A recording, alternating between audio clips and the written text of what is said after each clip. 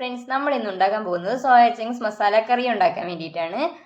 അതിനായിട്ട് ആദ്യമേ തന്നെ നമ്മൾ 1.5 കപ്പ് സോയ ചങ്ക്സ് എടുത്ത് തിളച്ച വെള്ളത്തിൽ ഒരു 5 മിനിറ്റ് സോക്ക് ചെയ്യാൻ വെച്ച് അത് കഴിഞ്ഞിട്ട് അതിനെ തണുത്ത വെള്ളത്തിൽ കഴുകിയെടുത്ത് വെള്ളമെല്ലാം കളഞ്ഞു വെച്ചിരിക്കുന്നതാണ്.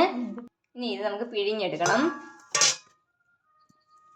ഇനി നമുക്ക് പാൻ ചൂടാക്കിയിട്ട് അതിലേക്ക് ഒരു 1/2 കപ്പ് തേങ്ങ ചിരകിയത് തട്ടിക്കൊടുക്കാം. ചെറുതും വലുതുമായിട്ടുള്ള 10 വെളുത്തുള്ളി അല്ലി, 1 ഇഞ്ച് നീളത്തിലുള്ള ഇഞ്ചി, കുറച്ച് പട്ട, 2 ഗ്രാമ്പു, 1/4 ടീസ്പൂൺ പെരിഞ്ജീരകം അതും കൂടെ ചേർത്ത് കൊടുക്കണം. പിന്നെ ഒരു 1/4 ടീസ്പൂൺ ചെറിയ ജീരകവും കൂടി, 3 ഏലക്ക. ഇനി ഇത് നല്ലപോലെ വഴറ്റണം. ഇത് വഴറ്റാണ്ട് വേണമെങ്കിൽ ഇങ്ങനെ തന്നെ മിക്സിയിലിട്ട് അരച്ചെടുത്താലും മതി. ഒരു 8 അണ്ടിപ്പരിപ്പും കൂടെ ചേർത്ത് കൊടുക്കുക. എന്നിട്ട് നമുക്ക് മിക്സിയിലിട്ട് അരച്ചെടുത്തിട്ട് വരാം. തേങ്ങാക്കൂട്ട് തണുത്തതിന് ശേഷം നമ്മൾ വെള്ളം ചേർത്ത് അരച്ച് വെച്ചിരിക്കുന്നതാണ്. ഇതിനി നമുക്ക് മാറ്റി വയ്ക്കാം.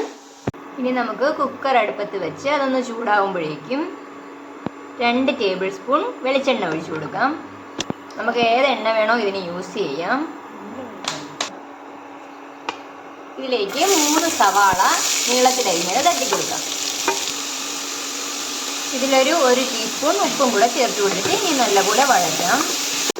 ഇനി ഇതിലേക്ക് 2 തക്കാളി ചെറുതായിട്ട് അരിഞ്ഞത് ചേർത്ത് കൊടുക്കാം. ഇത്രയും ആവുമ്പോഴേക്കും നമുക്കിതിൽ പൊടികൾ ചേർത്ത് കൊടുക്കാം. 1/4 ടീസ്പൂൺ മഞ്ഞൾപ്പൊടി, 1.5 ടീസ്പൂൺ കാശ്മീരി മുളക് പൊടി, 2 ടീസ്പൂൺ മല്ലിപ്പൊടി, 1/2 ടീസ്പൂൺ കുരുമുളക് പൊടി. ഇത്രയും ചേർത്ത് നല്ലപോലെ വഴറ്റി കൊടുക്കുക.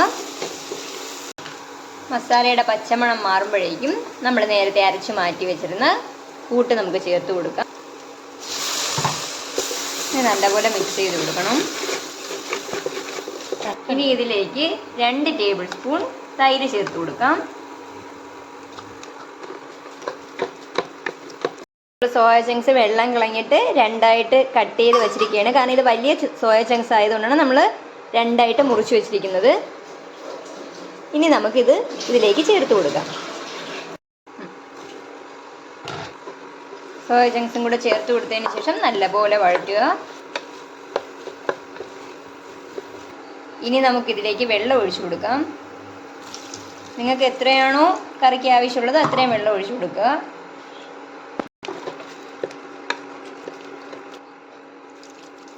നമ്മളിപ്പോൾ 1.5 കപ്പ് വെള്ളം ചേർത്തിട്ടുണ്ട്. നിങ്ങൾക്ക് ഇഷ്ടമുള്ള അത്രയും വെള്ളം ചേർക്കാവേ. നല്ലപോലെ ഗ്രേവി വേണമെങ്കിൽ അതിനനുസരിച്ച് വെള്ളം ചേർക്കണം. ഇല്ലെങ്കിൽ ഇത്രയും ചേർക്കേണ്ട ആവശ്യമില്ല. നമ്മൾ ഗ്രേവിയോടുകൂടി തന്നെ വയ്ക്കാമെന്ന് വെച്ചിട്ടാണ്. ഈ സമയത്ത് ഉപ്പ് നോക്കിയിട്ട് നമുക്ക് വീണ്ടും ഉപ്പ് ചേർത്ത് കൊടുക്കാൻ വേണമെങ്കിൽ നമ്മളിപ്പോൾ 1 ടീസ്പൂൺ ഉപ്പും കൂടെ ചേർത്ത് കൊടുക്കുകയാണ്. ഇതിലേക്ക് കുറച്ച് മല്ലിയിലയും കൂടെ ചേർത്ത് കൊടുക്കാം. ഒന്ന് തിളച്ച് തുടങ്ങുമ്പോഴേക്കും നമുക്കിനി അടച്ച് വെച്ച് വേവിക്കാം. 2 വിസിൽ കേൾപ്പിക്കണം.